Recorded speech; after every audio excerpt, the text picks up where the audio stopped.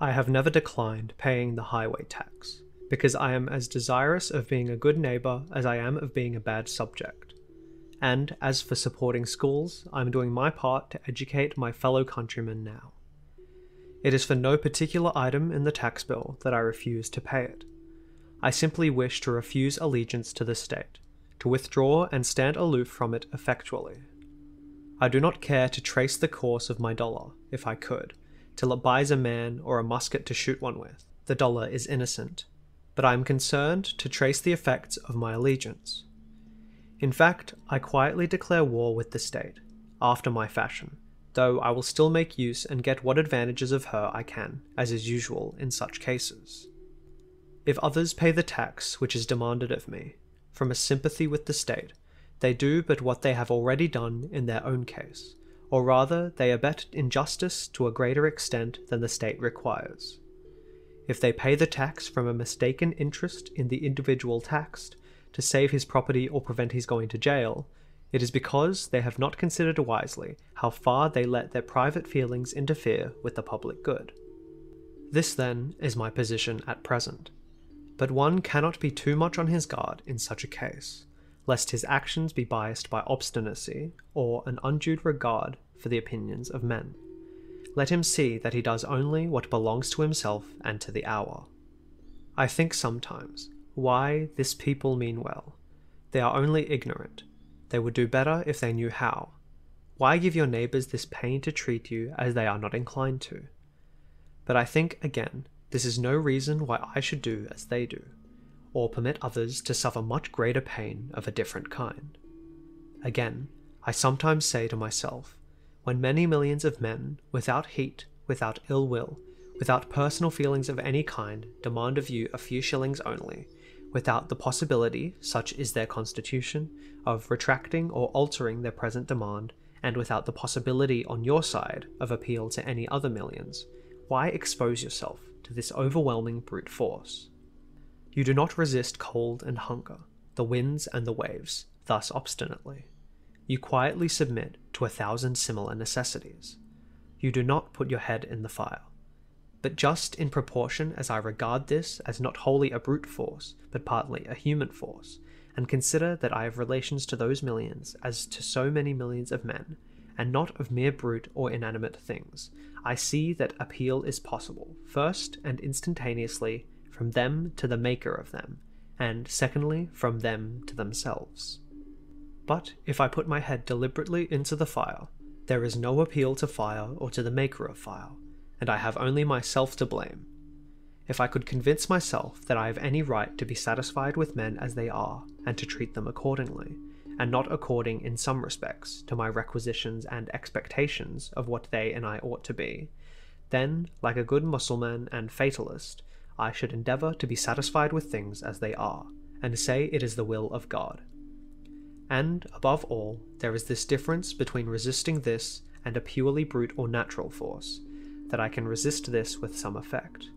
But I cannot expect, like Orpheus, to change the nature of the rocks and trees and beasts.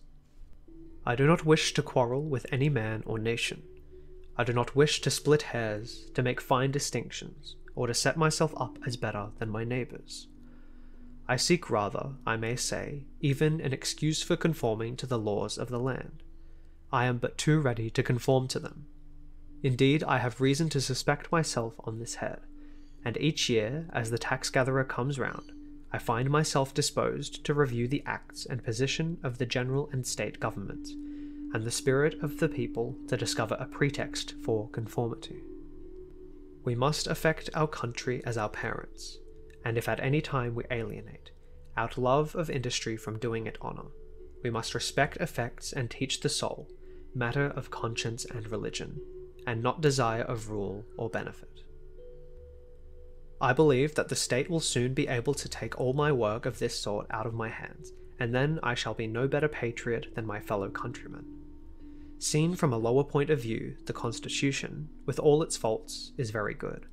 The law and the courts are very respectable. Even this state and this American government are, in many respects, very admirable, and rare things to be thankful for, such as a great many have described them. Seen from a higher still, and the highest, Who shall say what they are, or that they are worth looking at or thinking of at all? However, the government does not concern me much, and I shall bestow the fewest possible thoughts on it. It is not many moments that I live under a government, even in this world. If a man is thought-free, fancy-free, imagination-free, that which is not never for a long time appearing to be to him, unwise rulers or reformers cannot fatally interrupt him. I know that most men think differently from myself, but those whose lives are by profession devoted to the study of these or kindred subjects content me as little as any. Statesmen and legislators, standing so completely within the institution, never distinctly and nakedly behold it. They speak of moving society, but have no resting place without it. They may be men of a certain experience and discrimination, and have no doubt invented ingenious and even useful systems, for which we sincerely thank them. But all their wit and usefulness lie within certain not very wide limits. They are wont to forget that the world is not governed by policy and expediency. Webster never goes behind government, and so cannot speak with authority about it. His words are wisdom to those legislators who contemplate no essential reform in the existing government. But for thinkers and those who legislate for all time, he never once glances at the subject. I know of those whose serene and wise speculations on this theme would soon reveal the limits of his mind's rage and hospitality. Yet, compared with the cheap professions of most reformers, and the still cheaper wisdom and eloquence of politicians in general, his are almost the only sensible and valuable words, and we thank heaven for him. Comparatively, he is always strong, original, and above all, practical. Still, his quality is not wisdom, but prudence. The lawyer's truth is not truth, but consistency or a consistent expediency. Truth is always in harmony with herself, and is not concerned chiefly to reveal the justice that may consist with wrongdoing. He well deserves to be called, as he has been called, the defender of the Constitution. There are really no blows to be given by him but defensive ones. He is not a leader, but a follower. His leaders are the men of '87. I have never made an effort, he says, and never propose to make an effort. I have never countenanced an effort, and never mean to countenance an effort, to disturb the arrangement as originally made, by which the various states came into the Union. Still thinking of the sanction which the Constitution gives to slavery, he says, because it was part of the original compact, let it stand. Notwithstanding his special acuteness and ability, he is unable to take a fact out of its merely political relations, and behold it as it lies absolutely to be disposed of by the intellect. What, for instance, it behooves a man to do here in America today with regard to slavery, but ventures, or is driven, to make some such desperate answer as the following, while professing to speak absolutely, and as a private man, from which what a new and singular code of social duties might be inferred. The manner, says he, in which the governments of those states where slavery exists are to regulate it, is for their own consideration, under the responsibility to their constituents, to the general laws of propriety, humanity, and justice, and to God. Associations formed elsewhere, springing from a feeling of humanity, or any other cause, have nothing whatever to do with it. They have never received any encouragement from me, and they never will.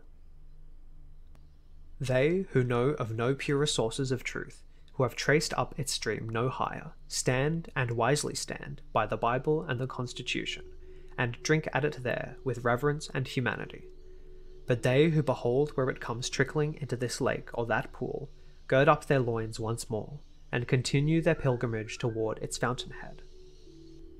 No man with a genius for legislation has appeared in America. They are rare in the history of the world. There are orators, politicians, and eloquent men, by the thousand. But the speaker has not yet opened his mouth to speak who is capable of settling the much vexed questions of the day. We love eloquence for its own sake, and not for any truth which it may utter, or any heroism it may inspire. Our legislators have not yet learned the comparative value of free trade and of freedom, of union and of rectitude to a nation. They have no genius or talent for comparatively humble questions of taxation and finance, commerce and manufacturers and agriculture. If we were left solely to the wordy wit of legislators in Congress for our guidance, uncorrected by the seasonable experience and the effectual complaints of the people, America would not long retain her rank among the nations. For 1800 years, though perchance I have no right to say it, the New Testament has been written. Yet where is the legislator who has wisdom and practical talent enough to avail himself of the light which it sheds on the science of legislation? The authority of government, even such as I am willing to submit to, for I will cheerfully obey those who know and can do better than I, and in many things even those who neither know nor can do so well, is still an impure one. To be strictly just, it must have the sanction and consent of the governed. It can have no pure right over my person and property, but what I concede to it. The progress from an absolute to a limited monarchy, from a limited monarchy to a democracy, is a progress toward a true respect for the individual. Even the Chinese philosopher was wise enough to regard the individual as the basis of the empire. Is a democracy, such as we know it, the last improvement possible in government? Is it not possible to take a step further towards recognizing and organizing the rights of man? There will never be a really free and enlightened state until the state comes to recognize the individual as a higher and independent power from which all its own power and authority are derived, and treats him accordingly. I please myself with imagining a state at last which can afford to be just to all men, and to treat the individual with respect as a neighbour, which even would not think it inconsistent with its own repose, if a few were to live aloof from it, not meddling with it, nor embraced by it, who fulfilled all the duties of neighbours and fellow-men. A state which bore this kind of fruit, and suffered it to drop off as fast as it ripened, would prepare the way for a still more perfect and glorious state, which also I have imagined, but not yet anywhere seen.